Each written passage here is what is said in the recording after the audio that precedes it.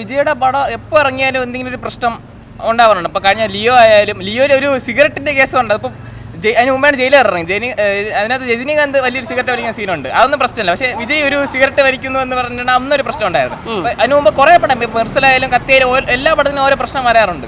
അപ്പം ഇത് പുള്ളിക്കെതിരായിട്ടുള്ള ഒരു പൊളിറ്റിക്കൽ മൂവായിട്ടേ എനിക്ക് തോന്നിയിട്ടുള്ളൂ. കാരണം എല്ലാ പടത്തിനും ഇഷ്യൂ ആണ്. വാരിസിന് വരെ ഇഷ്യൂ ഉണ്ടായിരുന്നു. അതെ. അപ്പം പിന്നെ മാസ്റ്റർ ഇറങ്ങിയപ്പോൾ അപ്പോഴാണ് തിയേറ്ററുകാർക്ക് ഒരു ആശ്വാസമായിട്ടാണ് മാസ്റ്റർ സിനിമ തന്നെ വന്നത്. അപ്പോൾ അതിനൊരു പ്രശ്നം ഉണ്ടായിരുന്നു. പിന്നെ ഇതും അങ്ങനെ ഒരു സെൻസർ ഇഷ്യൂ കാരണം ഇവർ ഡിസംബർ 24 എന്താണ് സെൻസർ കൊടുത്തിട്ടുള്ളത്. പക്ഷെ എന്നിട്ടും കിട്ടിയിട്ടില്ല. പിന്നെ വേറൊരു ഫാൾട്ട് എന്ന് വെച്ചാൽ കെവിൻ പ്രൊഡക്ഷൻസിൻ്റെ ഒരു ഫാൾട്ട് ഉണ്ടായിരുന്നു. ഇവർ ഇത്രയും ദിവസം സെൻസർഷിപ്പ് കിട്ടാത്തതിൻ്റെ അപ്പീൽ ചെയ്യില്ല. ഈ അടുത്ത് വെച്ചിട്ടാണ് ഇവർ കോർട്ടിൽ കേസിന് പോയത്. അത് അവരുടെ ഭാഗത്ത് ഒരു ഫോൾട്ട് ഉണ്ട്. പിന്നെ ഫാൻസിൻ്റെ കാര്യം പുള്ളിയെ പറഞ്ഞു പുള്ളിയുടെ ലാസ്റ്റ് പടമാണ്. പുള്ളി പൊളിറ്റിക്സിലോട്ട് നടക്കുമ്പോൾ പുള്ളിയുടെ ലാസ്റ്റ് പടമാണെന്ന് പറഞ്ഞിട്ടുണ്ട്.